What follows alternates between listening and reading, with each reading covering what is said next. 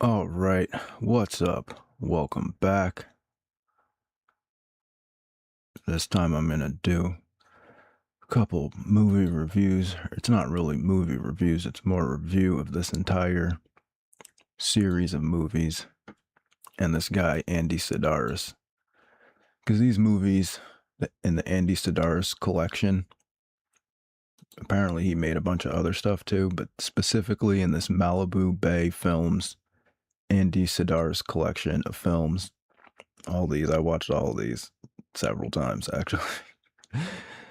They're a bunch of B movies, basically, that feature porn stars, or actually not porn stars, but Playboy playmates, and some pretty buff dudes. I guess they're probably like in Playgirl or whatever. Who knows? But the movies themselves are actually really good, and they also give like a pretty good insight to how the CIA and FBI operates within the United States, at least in the 80s, late 80s, early 90s. The ones getting closer to the 90s are kind of worse than the ones in the 80s. Let's see which ones are the best. If I had to rate them, I would say that Picasso Trigger is the best one out of all of them. And that one is about Colombian drug lords that pull off some type of like trick on the government. I don't want to give away too much of the plot, but they pull like a trick on the government, and these sexy female FBI agents, crack the case basically. Okay, the sexy female FBI agents may not be realistic, but one of the overall themes in all of these movies is the use of remote control cars and planes as drones. So they were using remote control cars and planes, like that everyone else was just playing around with, as drones for like drone warfare type of stuff as far back as 85 at least, right? Because they were like mounting bombs and guns to remote control planes and cars in these movies, right? And you might wonder, how does Andy Sidaris know all this stuff? How does he have connections to get Playboy models in his movies? He's got Mr. Miyagi, Pat Morita in one of his movies. What's his name? The guy from what's his name? I can't remember right this second. But one of the dudes from Chips. I forget what his name is. One of the cops from Chips is in like a couple of the movies. Now, if I guess this series, Do or Die, Hard Hunted, and Fit to Kill are like three movies that are in a specific series. Those are probably good too, but it's a 3 movie series. But it's kind of confusing because Pat Morita, Mr. Miyagi, plays the same guy as this white European guy does in the second 2 movies. So I was completely confused the first time I watched these 2 movies that Mr. Miyagi like transformed into this guy. So they did a race swap. And I was completely confused that it was the same movie, that it was like a continuation of, but then once I figured it out, it made a lot more sense. Now this one's also pretty cool, Enemy Gold. It's kind of like a Revolutionary War history movie where it's got like a bunch of like Revolutionary War history and they're looking for gold and stuff like that. And also this one's Savage Beach. It has a bunch of like Japanese World War II history where they're like meeting up with like old samurai dudes, not samurai, but like Japanese warriors from like World War II. And like it's got a bunch of like weird World War II weird World War II history stuff that is definitely kind of interesting. Like I said, these ones that are closer to the 90s kind of aren't as good. Basically, the ones with Donna Spear and what's her name? What's the other chick's name? I forget.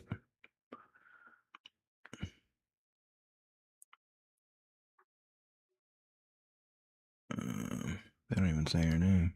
Oh, Hope Marie Carlson. All the ones with Donna Spear and Hope Marie Carlson in it, those are all good. All those are good. Now, This one, the original one, Malibu Express, this one might be the funniest one because it's about this guy who basically he's like an FBI agent and he walks around with a briefcase, like a cow print briefcase, and the only thing he has in his briefcase is a Magnum 45, and he can't shoot at all. Like he literally could not hit the side of a barn door in one of the scenes in the movie, but somehow he still manages to always get his guy, even though he cannot hit it. Like he literally doesn't shoot anyone the entire movie. And the only thing he has in his briefcase is the Magnum 45. And he just walks around with the briefcase with the Magnum 45. And in every scene, he cannot hit any of the enemies, but somehow he still wins every time. It's hilarious. It's seriously hilarious. Like I said, these are the worst three. Return to Savage Beach. I mean, you can watch it, but I mean, it's horrible. The ones with this tall chick in it, she's a horrible actress. I'm sorry. I'm sorry, tall chick. I mean, I know they brought you in there because you were tall and stuff, but she just kind of ruins it. She's good in this one, and Enemy Gold, she's all right, but like I said, all the ones with Donna Spear and Hope Marie Carlson are really good. Hard Ticket to Hawaii's good too. Now, if you can find these, sometimes you can find them for free on certain tube sites like what's it called, Odyssey. Sometimes they'll have them, but sometimes they get taken down. I think the first time I saw them was on, what's that other site called? I forgot. But you can just search them by name, and usually you can find like a stream or something to download them, or you can probably buy them too. But I wouldn't do that. Now, it does, I'm telling you, it does have like softcore porn in it. Like it seriously does. It's not like distasteful, but it's definitely got some like full on, topless sex scene type stuff in it. It's not the whole movie, but they're Playboy playmates in the movie. They're wearing revealing clothing the entire movie. There's hot tub scenes. There's a lot of action scenes too. And like I said, even though it's a B movie as far as the filming and all that stuff goes, and the fact that they have Playboy playmates instead of real actresses, the plot, if you actually pay attention to the plot, it does reveal a lot about how the FBI and CIA operate within the United States. Like they reveal a lot of the techniques that they use to do undercover work and how they communicate within the country and stuff like that. It's actually pretty interesting. And like I said, the fact that all of the movies, that's one of the themes that's through all of the movies, is that they use remote control cars and planes as drones, like for drone warfare type of stuff. All right, so now we're going to look at Andy Sidaris for a second, because he's pretty up there in the TV world. So he was a producer, director, screenwriter, and he was originally in sports TV in the 1960s. And like I said, Hard Ticket Hawaii was named Best B Movie of All Time. His parents were Greek immigrants. He grew up in Louisiana. Bachelor of Arts in Speech Theater. Wow, this is when you can just go to college and get like a Bachelor of Arts and then get a job. Wow, that was in the 50s. Yeah. Okay, this is the thing that they said. He filmed Monday Night Football. He worked at the Emmys, stuff like that. But this is the thing. While directing college football games on ABC, Sidaris pioneered what became known as the honey shot. Not the honey pot, but the honey shot. Close-ups of cheerleaders and attractive female fans in the stands at sporting events. He was also at the forefront of the development of instant replay, slow motion replays, and split-screen views.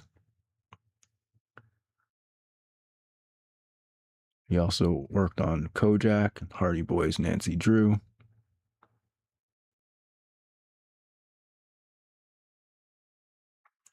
Then that's when he went into starting to do the Sidaris collection.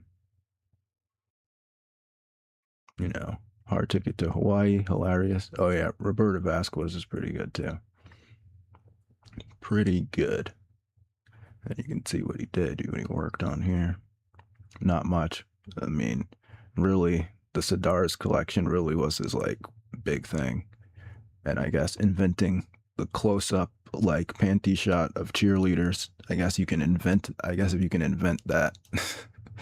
I'm sure other people had that idea too, though.